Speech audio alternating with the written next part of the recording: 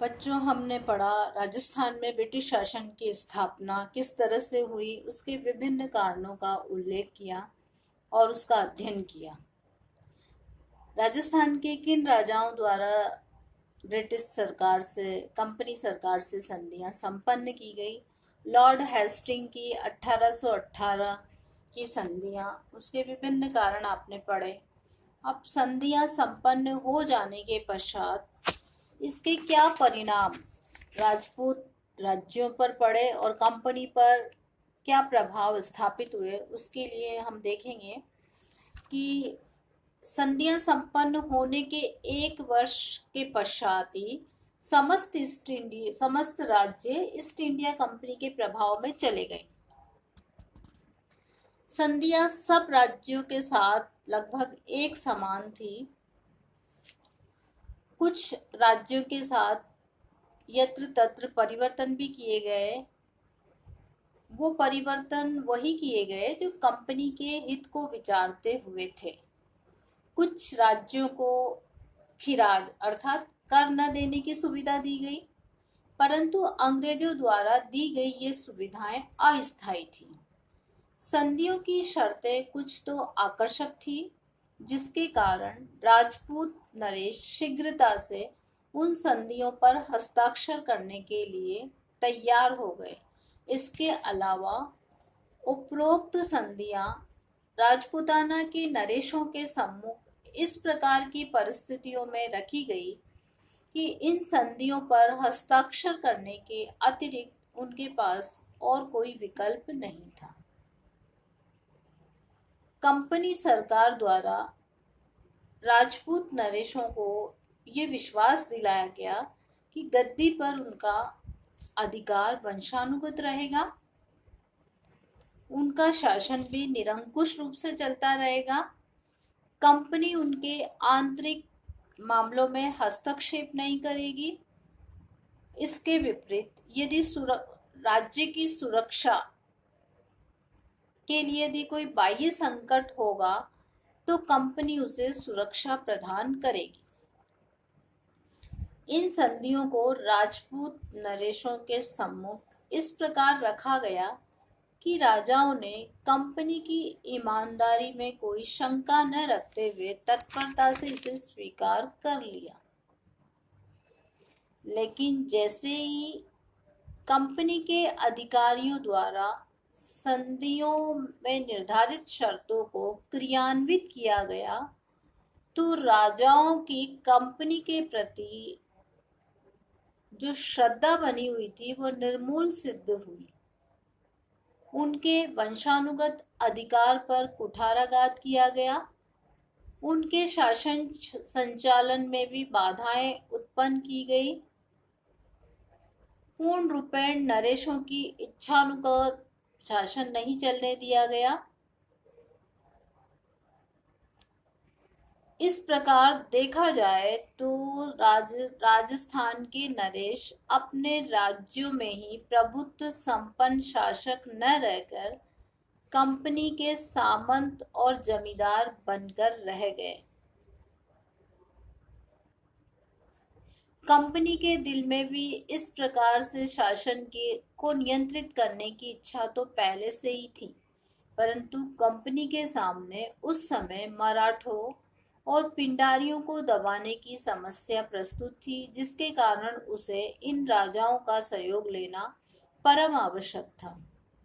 इसलिए अंग्रेजों ने संधि की शर्तों को इतनी चतुराई और कूटनीति से तैयार किया कि राजा इन शर्तों के सही मंतव्य को ठीक तरह से नहीं समझ सके। अतः इसके दुष्परिणाम उनको थोड़े समय में ही भुगतने पड़े। सबसे पहला जो दुष्परिणाम उनके समक्ष था, राज्यों के शासन में कंपनी का हस्तक्षेप। जैसा कि हमने देखा कि इन संधि की शर्तों में ये स्पष्ट कहा गया था, संबंधित शासक पूर्ण रूपेण सार्वभौमिक शासक बने रहेंगे।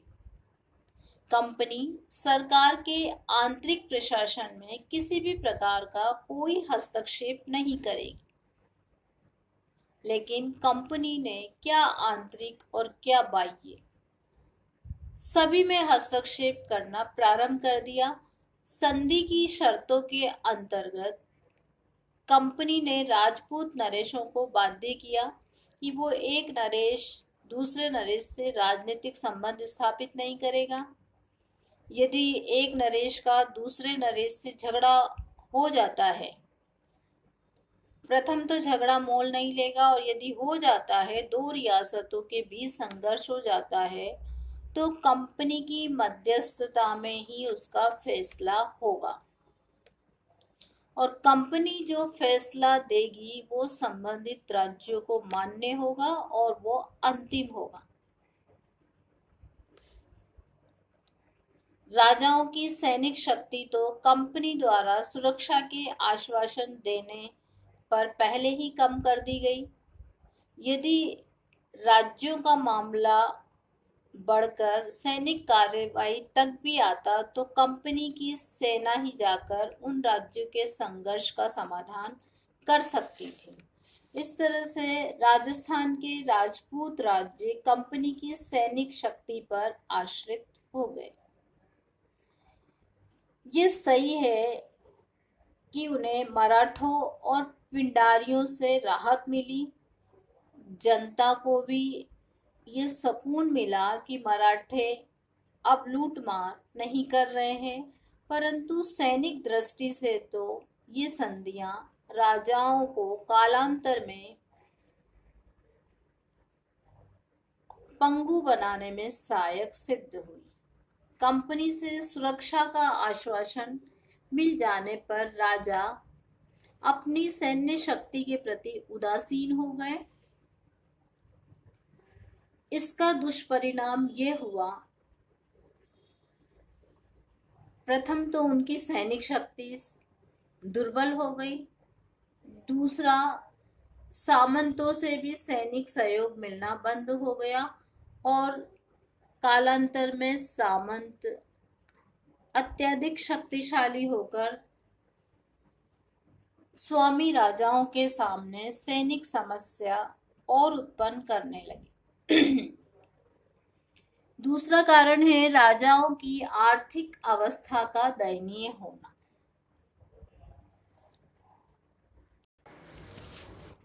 राज्यों की आर्थिक अवस्था का दयनीय होना। 1818 की संधियों का दुष्परिणाम यह निकला कि राज्यों की आर्थिक स्थिति दिन प्रतिदिन दुर्बल होने लगी। इसके दुर्बल होने के क्या कारण रहे? हमने देखा कि जो ये संधियां हुई थी, आर्थिक दृष्टि से राजाओं को राहत देने के समान प्रतीत हुई थी, क्योंकि उन्हें लगने लगा था कि अब वो मराठों और पिंडारियों के निरंतर आर्थिक मांगों से मुक्त हो जाएंगे। परंतु ये आर्थिक राहत भी उनके लिए चिरस्थायी नहीं हुई, क्योंकि कंपनी ने प्रारंभ से खिराज की प्रथा लागू कर शोषण की नीति अपना ली। अगर खिराज का भुगतान समय पर नहीं होता तो चक्रवृद्धि ब्याज लगाकर खिराज वसूल किया जाता था। खिराज के अतिरिक्त शांति व्यवस्था स्थापित करने के नाम पर भी राजाओं से धन लिया जाता था। युद्ध की परिस्थितियों में भी धन देने के लिए बाध्य किया जाता था, और यदि राजाओं को अपने खर्च पर कंपनी के लिए सेना रखनी पड़ती थी, यदि राजा उस सैनिक खर्च को वहन करने में असमर्थता दिखाता था, तो उसके राज्य का कुछ भाग कंपनी अपने अधीन कर लेती थी। इसके अलावा शांति सुरक्षा के नाम पर भी कंपनी अपने सैनिक उस राज्य को भेजती थी जो मराठों की भांति वह भी राजाओं से उन सैनिकों का खर्च वसूल करती थी।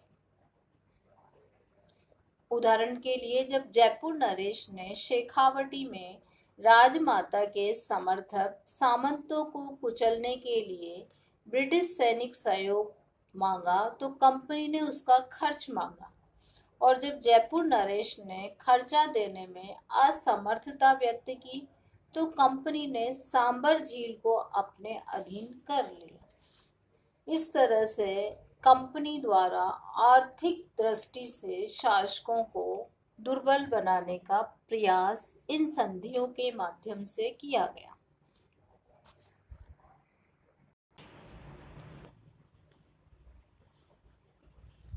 अब हम अगला कारण देखेंगे, क्या दुष्परिणाम इस संधि का निकला।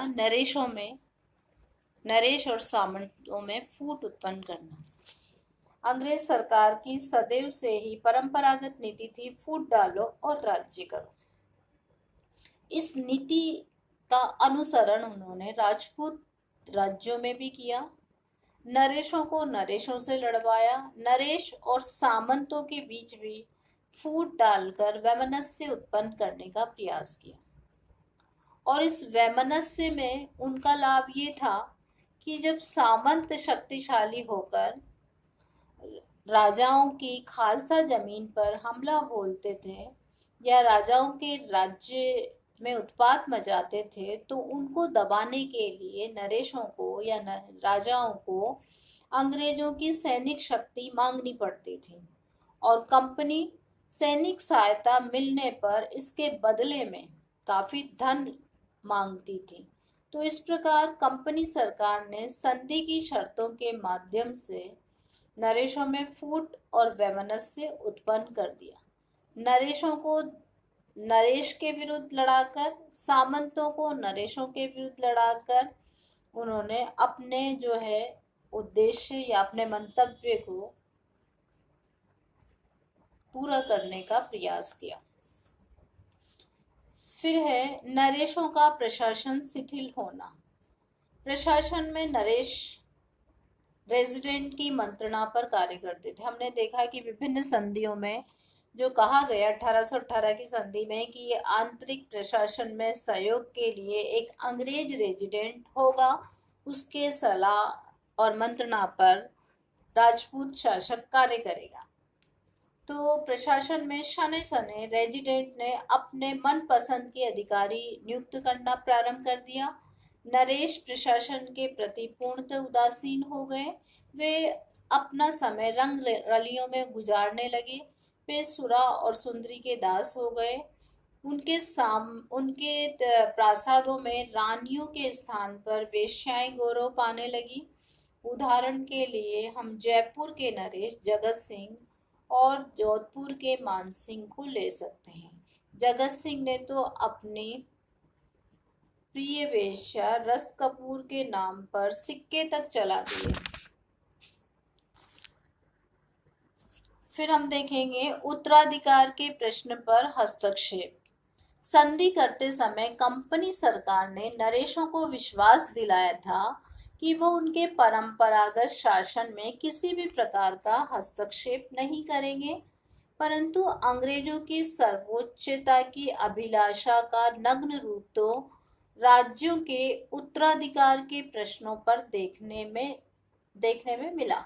संधि की किसी शर्त के अंतर्गत उन्हें उत्तराधिकार के प्रश्न में हस्तक्षेप करने का अधिकार नहीं दिया गया, परंतु राज्य में शांति व्यवस्था बनाए रखने के बहाने कंपनी उत्तराधिकार के प्रश्न पर खुल्लम-खुल्ला हस्तक्षेप करने लगी। अपनी मर्जी के उम्मीदवारों को उत्तराधिकारी के रूप में थोपने लगी और वहां अप्रत्यक्ष रूप से अपनी राजनीतिक प्रभुता स्थापित करने लगी।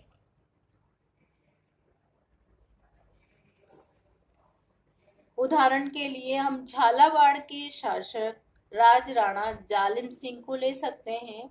उसकी झालावाड़ के पॉलिटिकल एजेंट इवांस गार्डन से नहीं बनती थी, अतः गार्डन ने उसे एक अयोग्य शासक सिद्ध कर गद्दी से उतार दिया। इसी प्रकार करौली के नरेश नरसिंह पाल के उपरांत उसके पुत्र मदन लाल को 4 वर्ष तक इसलिए शासक नहीं बनने दिया क्योंकि वो कंपनी के सिफारिश व्यक्ति को अपना मंत्री नहीं बनना देना चाह रहा था। और इसका अंतिम कारण है सामंतों के प्रति कंपनी की घातक नीति। सामंतों को भी राज्यों में अशांति फैलाने का अंग्रेजों ने अच्छा साधन बनाया, क्योंकि इससे भी उनको आंतरिक हस्तक्षेप करने का अवसर मिलता था। एक तरफ तो वे सामंतों को उच्च पदों से वंचित कर उन्हें शक्तिहीन बनाकर उनके स्थान पर अपने समर्थक अधिकारियों को नियुक्त करना चाहते थे, तो दूसरी ओर सामंतों के सैनिक साधन समाप्त कर वे राजाओं को पूर्णतः अपने आश्रित बनाना चाहते थे।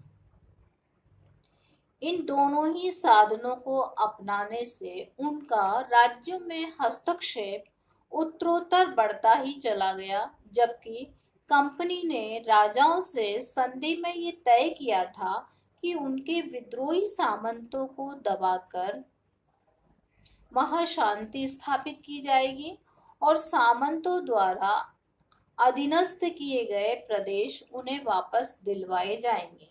लेकिन कंपनी ने इसके विपरीत आचरण किया। इसका एकमात्र यही कारण था कि राज्यों के आंतरिक मामलों में अधिक से अधिक हस्तक्षेप कर वहां पर अपना राजनीतिक प्रभाव जमाना चाहती थी। इस प्रकार हमने देखा कि किस तरह से 1818 की संधियों के माध्यम से कंपनी सरकार ने संपूर्ण राजस्थान के राजपूत राज्यों को न केवल सैनिक दृष्टि से अपाहिज किया, वरन आर्थिक दृष्टि से भी पंगु बना दिया। साम्राज्य में अशांति और अराजकता उत्पन्न होती रहे और उन्हें मध्यस्थता करने का अवसर मिलता रहे, इस हेतु उन्होंने फूट डालो और राज्य करों की नीति का अंगीकार करते हुए नरेशों और सामंतों में विद्वेष की भावना फैलाकर सामंतों को उत्पात मचाने के लिए विवश किया। प्रशासन को शिथिल बनाए रखने के लिए उत्तराधिकार के प्रश्न पर अपने समर्थक उम्मीदवार को उत्तराधिकारी बनाया। योग्यता होते हुए भी ऐसे व्यक्ति को उत्तराधिकारी मनोनीत नहीं करवाया जो उनका पक्षधर नहीं था। सामंतों और शासकों दोनों की शक्ति को दुर्बल बनाकर अपने आप को सर्वोपरि सिद्ध करने का प्रयास इन 1818 की संधि के माध्यम से किया गया। इस प्रकार बच्चों, हमने 1818 की संधियों के विभिन्न कारण जाने, संधियों के दुष्परिणाम क्या हुए उसके बारे में भी विस्तार से चर्चा की। आशा है और उम्मीद है कि आपको ये वीडियो अच्छी तरह से समझ में आ गया होगा।